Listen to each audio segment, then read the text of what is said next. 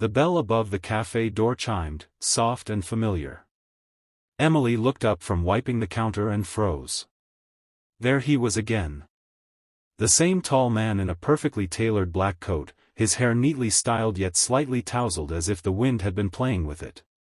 His face was sharp, handsome in a way that drew glances from everyone, but it wasn't his looks that caught Emily's attention, it was his eyes. They were the kind of eyes that looked like they'd seen too much, that carried a weight he never spoke of. Every night at exactly 9:30 p.m., he came. Always alone. Always ordered the same thing, black coffee, no sugar. He'd take it to the corner table by the window, sit there for an hour, and then leave without a word. Tonight, though, something in his face looked different. Tired, yes, but there was also a flicker of hesitation, like he might say something. Emily wondered if she should ask, but before she could, he gave a small nod, took his coffee, and walked to his usual spot. She didn't know it yet, but the man sitting in that corner was a CEO worth millions, a single dad to a little girl, and one of the loneliest people she would ever meet. Before we go deeper into this story, friends, I want to invite you, if you believe in kindness, in second chances, in the way strangers can change each other's lives, leave your thoughts in the comments. And don't forget to like, share, and subscribe to Whispers of Kindness so we can keep bringing you stories that touch the heart. Emily ran her small-town coffee shop with love. It wasn't big, but it was warm, cozy, and filled with the smell of freshly ground beans and vanilla. She knew most of her customers by name, their usual orders, even their favorite seats. But this man, this mysterious customer, remained a mystery for weeks. He came in like clockwork, and though she tried a few times to make small talk, his answers were always polite but short. Still, she noticed things. The way he watched the rain outside instead of scrolling through a phone. The way his jaw tightened when a family with kids walked in, his eyes softening just slightly as he glanced at them. The way he sometimes ran a hand through his hair and let out a quiet sigh, like he was holding his world together by threads. It was a Tuesday night when everything changed.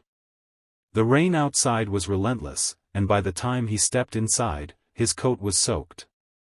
Emily quickly grabbed a clean towel from behind the counter and handed it to him. "Looks like you had quite the walk," she said, smiling warmly. He looked surprised but accepted the towel. "Yeah. Something like that." This time, instead of heading to his usual table, he hesitated. Emily motioned to a stool at the counter.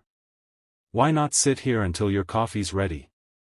For a moment, he looked like he might say no, but then he sat down. "My name's Emily," she said, setting his mug in front of him. "Daniel," he replied quietly. And just like that, the wall began to crack. Over the next few visits, Daniel began to share pieces of himself. Emily learned that he wasn't just any man, he was the CEO of a large tech company in the city. He lived in a beautiful home, drove expensive cars, and yet, he was painfully lonely.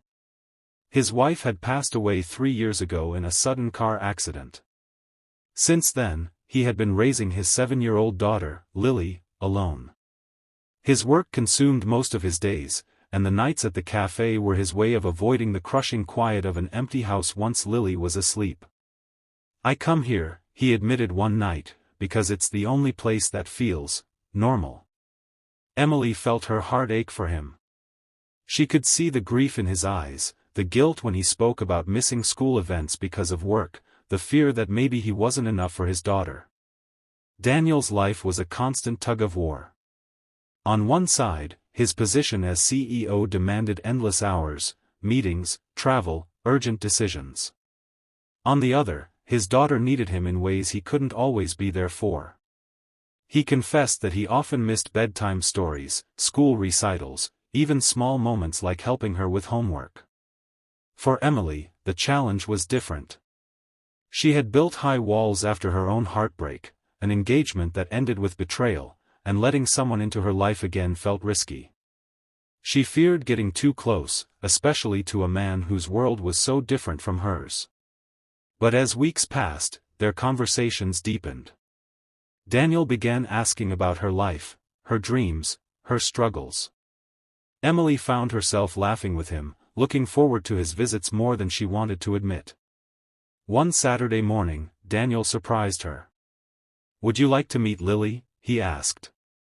Emily hesitated, then nodded. Lily was shy at first, hiding behind her father's leg, but Emily knelt down and offered her a warm cookie from the display case. Slowly, Lily smiled and took it. By the end of the visit, she was chatting softly about her school art project and showing Emily a drawing she had made. That night, Daniel texted Emily for the first time. "She hasn't smiled like that in a long time. Thank you." From then on, Lily became a regular visitor with her dad. Emily found herself helping with art projects, listening to school stories, and watching Daniel transform in those moments, less CEO, more father. But the demands of Daniel's work never truly stopped. One evening, Lily sat at the counter waiting for him. He had promised to come to her school play, but a last-minute meeting kept him away. Emily sat with her backstage, holding her hand as she fought back tears. When Daniel finally arrived, the play was over. Lily gave him a small, sad smile. "It's okay, Daddy." But Emily could see the hurt in her eyes. That night, Emily spoke to him honestly. "She loves you more than anything, Daniel. But she needs more of you, not just when it's convenient. You have to decide what matters most." Her words hit him harder than he expected. That night, Daniel sat alone in his office, staring at a picture of Lily. He thought about the moments he'd missed, the years slipping by, and the kind of father he wanted to be. The next week, he did something unthinkable for a man like him. He resigned as CEO. His colleagues thought he was crazy. His board tried to change his mind. But Daniel knew this was the only way to reclaim the life he wanted for himself and his daughter. With more time on his hands, Daniel became the father Lily deserved. He walked her to school, cooked breakfast, helped with homework, and read her bedtime stories every night. Their weekend ritual at the café became sacred. They'd bring flowers for Emily, sit in their favorite corner, and talk for hours. For Emily, letting go of her fears took time, but Daniel's consistency and the joy she saw in Lily's eyes slowly melted her walls. She realized love didn't have to be flawless, it just had to be genuine. Months later, the café was decorated for Christmas. Snowflakes drifted outside, and the air was filled with the scent of cinnamon and coffee. Daniel walked in with Lily, both of them smiling. He approached the counter where Emily was arranging pastries. "Every night, I came here for coffee," he said softly. "But what I really found was a reason to live again." He pulled out a small velvet box and opened it. Inside was a simple, elegant ring. Emily's eyes filled with tears, not just for the proposal, but for everything it symbolized: healing, second chances, and a family born from kindness. This isn't just a love story, it's a reminder that we never truly know what someone is going through.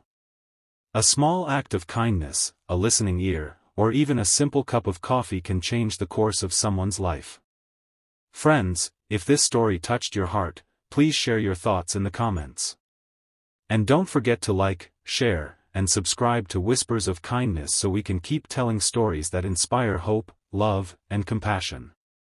Because sometimes, the smallest moments lead to the biggest changes, and you never know when you might be the reason someone believes in life again.